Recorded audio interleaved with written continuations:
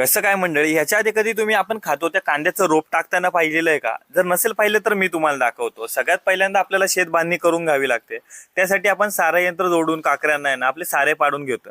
आपण शेताला आहे ना काकऱ्या मारून घेतलेल्या होत्या. तर आता मी तुम्हाला दाखवतो की ह्या ठिकाणी आपण काकऱ्या मारून घेतलेल्या होत्या आणि त्या ठिकाणी लगेच सारे यंत्र जोडून त्याला ना आपण लगेच सारे पाडून घेतो. आपल्याला ह्या ठिकाणी रोप टाकायचं आहे. फक्त सारे पाडले म्हणजे झालं असं नाही होत बरं का.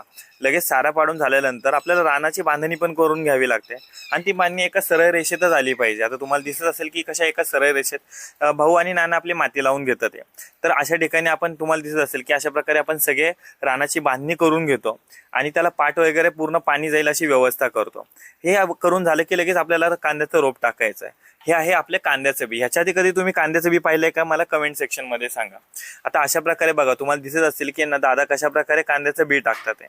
ते टाकताना पण खूप अनुभव असावा लागतो की खूप जास्त दाट झाले नाही पाहिजेत आणि ते कांद्याचे बी टाकले की लगेच त्याची राहणी पण करावी लागते. तुम्हाला प्रश्न पडला असेल की हे असं माणसाने का ओढतायत, तर हे आहे राहणी यंत्र. तर ह्याला आपण आधी पाळी घालण्यासाठी वापरायचो. हे छोट्या ह्यामध्ये करून घेतलं आणि त्यासाठी एक माणूस मागे धरण्यासाठी आणि 2 माणसे पुढे ओढण्यासाठी लागतात. राहणी करणं म्हणजे नक्की काय, की कांद्याचं बी टाकल्यानंतर ते बी वरती वरच्या सरफेसला असतं, तर ते मातीमध्ये मिक्स करण्यासाठी आपल्याला राहणी करावी लागते.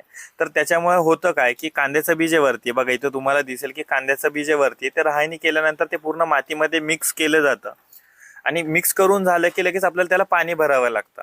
तर आता भाऊ पाणी घेतलेलं आहे त्यांनी, तर अशा प्रकारे ते पूर्ण आहे ना आपल्याला त्या ठिकाणी पाणी भरायचं आहे. पाणी भरून झाल्यानंतर आपल्याला वाट पाहायची ते कधी उगून येणार आहे. तर थोड्याच दिवसांमध्ये ते अशा प्रकारे कांद्याचं रोप उगून येतं आणि कशा प्रकारे छान ते उगून